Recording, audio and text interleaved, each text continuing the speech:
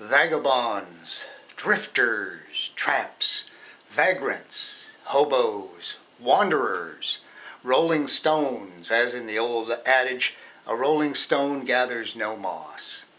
They were the homeless of the late 1800s and the first half of the 1900s.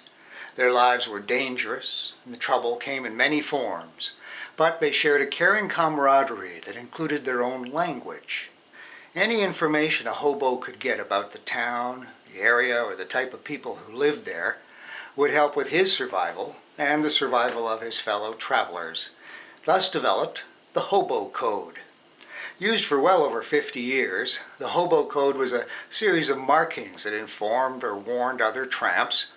Hobos carried a piece of chalk or a chunk of coal with them to make the signs and symbols on fences, sidewalks, gate post buildings, trestles, bridge abutments, railside equipment, wherever it would be noticed.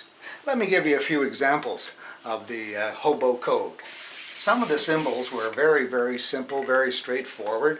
Things like this one meant religious talk will get you a free meal. This one meant if you're sick, they will care for you here.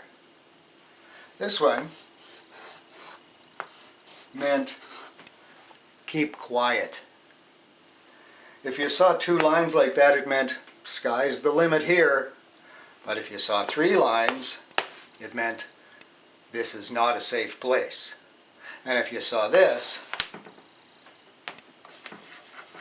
it meant authorities live here.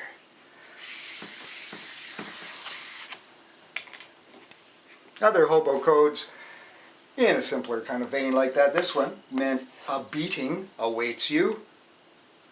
A similar vein, this one was prepare to defend yourself. This is an interesting one because of the shape of it. It meant a dishonest person lives here. This one, you're going to get cussed out here. And this one, interestingly enough, I don't know the actual depth to it, but it meant there are thieves about. A 2 over a 10. Interesting. One more simple one here before we get into the more elaborate ones. This one, 2 circles. Police here, frown on hobos. Some of the symbols could become very elaborate, and as could their meaning. This one, it's a drawing of a cat. To the degree that I can draw a cat, I will. There. And that one meant a kind lady lives here. And if you saw this symbol,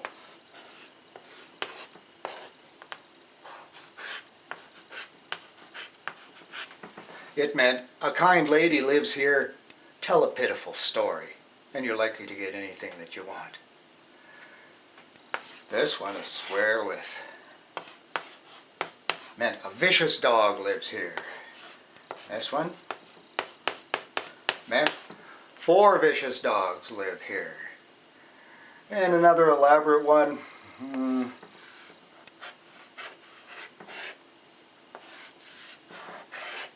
that meant cowards will give you anything that you want just to get rid of you. And a few more. This is a neat one. It meant a judge lives here.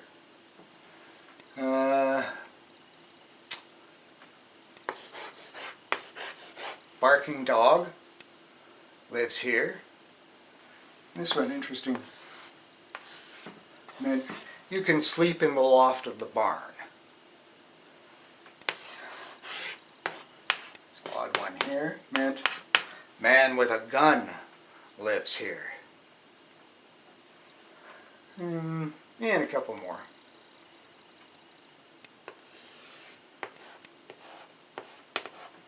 And that one meant officer of the law lives here. And finally,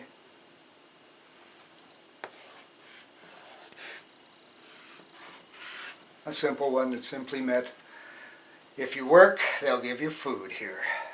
So those are a few of the hobo codes that you could use back in the early part of the 1900s to communicate with your fellow tramps. You know, nothing's ever lost in this culture, of course.